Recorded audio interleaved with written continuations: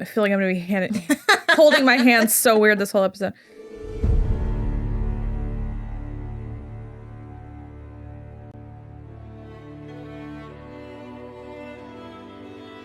Hello, everybody. I'm Kristin. And I'm Rachel. And this is So I'm Watching Outlander, Season 1, Episode 7, The Wedding. Dun, dun, dun, dun, dun, Get the dun, reggaeton horns in here. Yeah.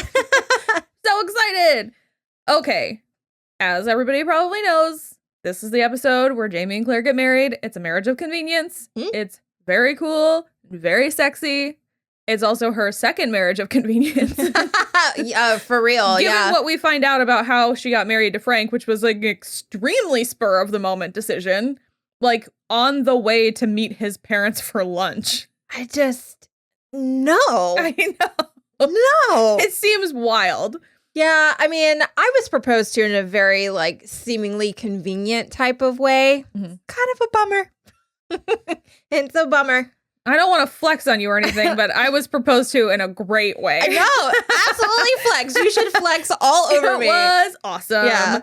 I really liked it. But it was in no way ever was it in order to save my life, which is like the best part of this whole deal. Mm-hmm. So this is also a fun episode because it's told sort of out of order, which is great. Like we do have the flashback to Frank and Claire in the 40s or the late 30s, I guess, probably, when they decide to get married on the way to lunch.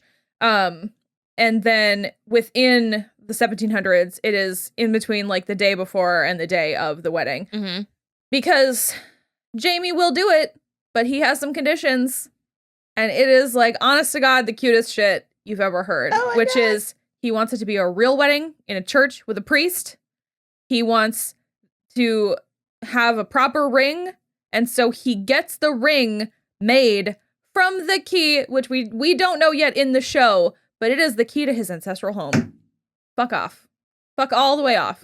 I mean, I will never, ever have anything like that. It's insane. And then 3, he wants her to have a proper wedding dress. So throughout the episode, we see all these shenanigans happen so that they can like make all these things happen. Dougal and it's Willie, right? Yeah, Dougal and Willie bully a priest into performing the ceremony. And I love that they do like a Bible verse off. It's amazing. That's the next verse.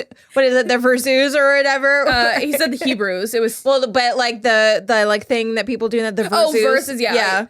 And then it's like truly amazing because verses. Yeah. Oh, it's because I have the Z's in there, and I'm like, I feel like it should be versus. Yeah, but versus. Wow, I'm pretty sure it's versus. That's embarrassing for me. Cut that out. Moving on. No, I truly love that scene, especially because at one point the priest is like, "You're just picking and choosing verses," and Willie is like, "It's all Hebrews. Like, it's all the same book. Get out of here." Exactly. And so then Rupert and Angus are in charge of getting the ring made by the blacksmith, who wants to use silver. The blacksmith is saying, "Yeah, I got some silver. I'll do it up." And they're like, "No. Use this key. You have this key. It's amazing." And then Ned is in charge, ill-advised. He's put in charge of going to the whorehouse to get a dress. Mm-hmm. And they are all modeling the dresses for him. Man, what a time. It's amazing. Yeah, wow. But I mean, the dress that he manages to snag, it's, I mean, kismet, but it is, I mean, stunning. It is like the lowest cut you can get without seeing nips. So. I know, and it just really like just juts into the skin and just, I feel like it would hurt a little bit. Probably. Yeah. But the pooling of the leaves at the bottom of the bodice. So pretty. It's stunning. So all that stuff is great. Murtaugh finds him a Fraser tartan from a widow that was like 5 miles away. Oh, and then Jamie's like, he's checking. He's like, do you think, what do you think of Claire? And he like, Murtaugh is all like rough and tumble or like rough and grumble about it like before that. And then, he realizes that Jamie like needs a kind word because he doesn't have either of his parents. Yeah. So Murtaugh does come around and like says that his mother had a smile that was so sweet it could like light up a room or something like that. Like warm the back of your spine or something. Yeah. And then he was it's a real weird turn of phrase. Yeah. But that Claire smile is just as sweet. Murtaugh, so nice. The biggest Jamie and Claire shipper in the world. I love it. It's very sweet. It's so nice. And the whole thing is fantastic. Claire is super drunk / hungover. And then in between, they are like, we're seeing after the wedding. And they are like in their room together. It's so great. I think I preferred it a little bit in the book because it's obviously longer. There's more of it. And they like have a lot of conversations and they're like, I think, don't they make a point to like hold hands or touch or something because it's like easier? Yeah, I think when they're talking, they like face each other and like hold hands. Yeah. I thought all of that stuff was really sweet. And it's not that they're not doing it in this, but it's just, it's like slightly different. And there's obviously less time. You can't do all the same stuff, but it's really sweet. She's super duper nervous because she's technically married, but he's not alive. Right. I know. Just lean in. Fine. Ugh. So they end up having sex the first time. It lasts a very short amount of time. I mean, but it's fine. Yeah, for, his first time. Yeah. It's fine. They have a bunch of like really interesting conversations about like sexuality and like the because every single man he talked to told him that women don't like sex. And it's just because... Well, yeah, if you're treated like a horse where you just get fucked up the back. Yeah, you're all doing it wrong. Yeah. Murtaugh and Dougal, and like, I mean, you have to imagine Dougal is doing it right to Galus. So is it just about not doing it right to your wife? Maybe. I guess, spoiler alert, we don't know yet about him and Galus. But that's kind of the thing for me where I'm just like, you just aren't listening. Yeah. Well, and his face, he was very surprised when she flipped around, where she realized, she was like, this is not what we're doing. Yeah. And then he was like, whoa. But she kind of like took control a little bit. Yeah. Seems super into it, which again, case for Jamie. Yeah. He's super into it. Just like, no, tell me what to do. Again, because I do like the comment that he makes where he's like, I said I was a virgin, not a monk. If I need guidance, I'll ask for it. And he does not ask for it, but he does allow her sort of maneuvering, which is great. I love it. Interpersonal communication. Yeah, you love to see it. Yeah. And so they have like a really great talk about like whether or not she liked it. And she obviously didn't come, but she was like, no, I liked it though, which is also true. But then she like slams back into her brain and she's just like, I did like it. And I was an adulterer and a bigamist. And it's like, you're not though. He just does not exist. It doesn't matter. Also, it takes her too long. Like by the end of the episode, she's come around a little until she finds her gold wedding ring again. But it takes her too long to come around to the fact that she has found her literal soulmate. Yeah. Yeah. It's literally screaming you in the face. And it's just like super annoying. Because what man is going to make brown hair sound that stunning? I have no one has ever said anything to me about like, your hair is like black as midnight with like pretty silver tinsel or anything like that. I mean, I have not said it in so many words, but I love your hair. Thank you. I appreciate that. But like, and I mean, in such a poetic way to describe brown hair. Oh my God. So like a lot of stuff sounds really good when they say it in Gaelic. Yeah. Yeah. But there's just the way, but the picture he painted about like, it's like water in a creek. Yeah, and the way that it skips over stones. Where do I find one? No one has ever even compared my eyes to moss or anything. No one has ever said that my eyes are hazel. They always just say they're brown. Your eyes are absolutely hazel. You know that, but these men's don't. No, men are. So that's weirdly like my gauge. Like if I meet a guy and he was like, oh my God, your eyes are so pretty. Like they're hazel, right? I'd be like, well, now I'm in love with you. Now Thank you're fine. Now it's fine.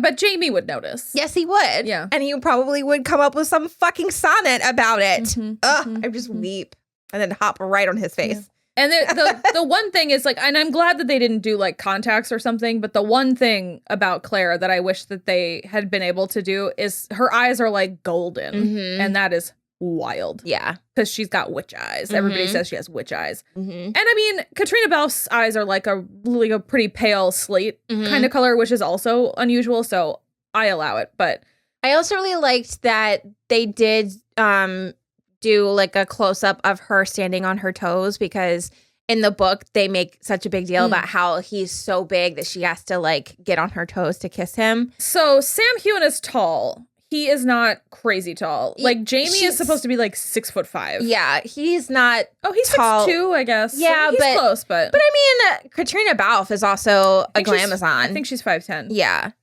So it's like not as big of a difference as it like should be, but it's still obviously it's great. They're both. I think it's just such good casting. So good. And when he said, like, when she asks, you know, have you never seen a naked woman before? And he says, not one up close and not one that's mine. So hot. So hot. I swear to God. When I was reading this book for the first time, I just kept on telling my husband about it. I was like, this book is sexy. And I was like, this book is crazy. Because we had a friend who almost 10 years ago now, we had a terrific lady day, and she was like, you have to read this 50 Shades of Grey book. It's like so sexy. Me and my boyfriend are just nonstop banging it out because I'm so in the mood after this book. I read the 50 Shades of Grey books and I was like, this is dumb. Yeah. And I was like, the only hot part is where they have sex for the first time. And then after that, it's nothing but nipple clamps and spanking, which like, if you're into that, that's cool. But like, that's not a thing that I'm into. And so I was just like, that's it. And it's also supposed to be this like huge BDSM crazy and it's not correct. Just nipple clamps and spanking. And then also they are both such badly behaved BDSM people. Yes. It's like not correct protocol. Nope. Regardless. So then I read this after that and I was like, oh, this is what a sexy book is like.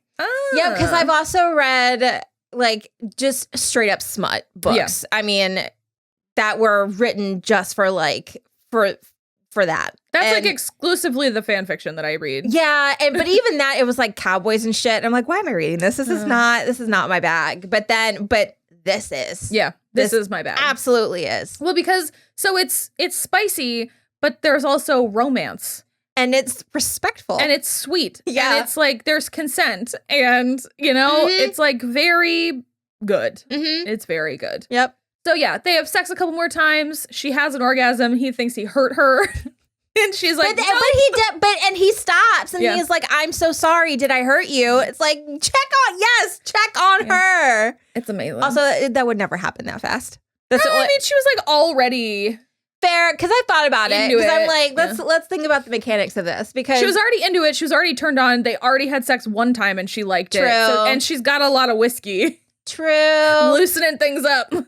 True. But then the alcohol of it all, I feel like it would kind of like be harder to get her lady nut. So again, it is a romance novel though, and ladies just get their nut in romance novels, so yeah, it works. I appreciate it. And then she goes down on him. It's just like, I know, because he was like, I don't want to hurt you because you're so small. She was like, fucking bet. And it's just like, okay, and I'm going to hurt you and I'm going to bite you and show you that I am not so small, sir. Yeah, it's amazing. They have such a fascinating sexual relationship, especially moving forward, because it's like, they just get super into it. And he especially, because he's like learning everything and just like going for it. But watching her like go all the way into this relationship is actually like super fascinating for the rest of the series, but the rest of season 1 especially. I really I like it quite a lot. Well, just because it's so nice to go along with her as she realizes that she is falling in love with Jamie. Because I said it this last episode, but like he was smitten with her from the beginning. Yeah. But she's certainly interesting. I don't remember if we've gotten there yet and I missed it, or if it's like quite a bit later, because he has a line, at least in the book, and she asks him something about like, you know, why he agreed to it, or like why he's still with her or something like that. And he says something about how the first time that she was like on top of him after he fell off the horse. And he says something like, for all she weighs as much as a good draft horse or something. And he's just like, he was like, that's when he was like, oh, this is like the one for me. Because she was I don't remember that she part. was like yelling at him and like. Oh, yeah. That's right. Okay. But I don't remember when he says that, or if it actually even made it into the show. I don't think it does. Yeah, I can't remember. But it's like one of my favorite parts from the book. Yeah, it's all coming screaming back. Maybe it is during the like wedding episode part of the book, and that's when he like tells her. probably. I feel like it'd have to be later because I don't think that he confesses that he actually like has been in love with her for longer. Then it is later. Maybe it's closer to like when. Oh, maybe it's when she's considering going back. Yeah. And they're come to Jesus. Yeah. Okay. I think you're right. I think that might be it. Okay. I love it. It's so good. It's like one of my favorite things he says. Sure, so good. We are so pumped. We were originally going to do just season 1 and then like maybe take a break, but I think we're just going to plow through it because keep going. Yeah. Season 2, we get France. Come on. The fashion. Yeah. You guys think I am like this right now? Yeah. Just fucking wait. Wait for that painted coat. You want to talk about a fucking lady nut? Jesus Christ. Woof. All right. Well, so the only other thing really in this episode is that Dougal just turns 100% completely into a total asshole right away. And this is what happens to me every time. He fools me every single fucking time because then, just saying his praises and then we're here and I'm just like, God, why are you such a bastard? Because he's like, hey, you've married my nephew. How about a round with me now? And you're like, yeah. Sir, you already have your dick in way too many. 2 at least. Yeah. 3. No. Because we know about that he is Hamish's father. So he also had sex with his brother's wife. Sir, you need to keep that quill where it needs to stay. Yeah. Okay? Keep it in your pants. It's just... Because he's a dick to Jamie, and he's a dick to Claire, and then he's a dick to Rupert, who is so sweet to Claire in that moment. So nice. Because Claire's like, I want to thank you. The ring is exquisite. It was really nice that you did that. And he goes, oh, you're very welcome. And then he makes a crude comment about how she looks well written, and Dougal fucking cold clocks him in the face. It's so mean. And for what? Are you jealous? Because he wants to go with her? Oh my God. Come on, man. What must that be like? Just to be fucking ready and raring to go all the fucking time. It is cold. You are always damp. Yeah, it's cold. Hungry. You're dirty. You're smelly. You have to shit in a hole. You've got chicken grease on your hands. Almost certainly. There is a feral cat eating your leftovers from last night on the table right there. Like, it's OG bodega cat. Yeah, really, for real. It's just like, it's so gross that you're sort of like, how are you possibly in the mood? I would be like barely in the mood upstairs with like my Scottish giant. Yeah, even though you know that he bathed because of course he would bathe that day. Of course. But I mean, like you said, you wouldn't necessarily want to make out because it would just taste like cheese and whiskey. They do just like straight have sex like 1 minute after just like chomping on cheese. The whiskey's not so bad, but then it's just like cheese. It's the part I don't love. Just like, could you gurgle with a little bit of that whiskey real quick? Just I do love, she does end up making them all like start cleaning their teeth at a certain point, which is amazing. That is, so it's obvious, it's like a couple books away, but that is one of my literal favorites. She's so into like hygiene and stuff. And so she like is the one who sort of enables them all to keep their teeth because she tells them to eat like greens. It's my favorite. I feel like I would do that too, though, because it's like if I have to be around you guys, I have to smell you. I have to be in close proximity with you. Let's maybe work on that just a touch. Let's do something. Yeah, let's not smell like a horse's rear end. It's just it's one of the things that is comical to me that like because she is changing history in a way because this entire clan then after a moment like keeps all their teeth and they like develop alternate ways of like, you know, like producing food and like because she just like knows stuff that's coming. It's amazing. I love it. And then that's where I feel like the timey-wimey stuff gets really interesting because it's like, well, if she didn't, was she meant to do that because she needed to bring that from the future and we wouldn't have it if she did it? Yeah. And that's where my brain goes, pfft. Yeah, it is definitely one of those things. I can't think about it for too long because then I have a panic attack. And you're like, oh God. Yeah. Feel the same way about space. Space is too big. Oh yeah. As a concept. Yeah. So I just kind of like. My husband, he wants to go to space. Like if there commercially viable space travel existed, he would go. And when he came back, he would no longer have a wife because I think that's terrifying.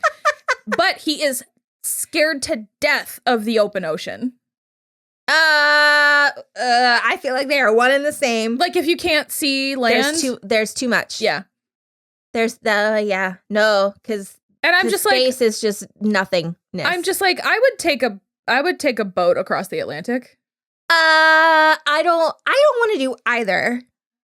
How about that? Well, that's fine. I don't necessarily want to. I just would.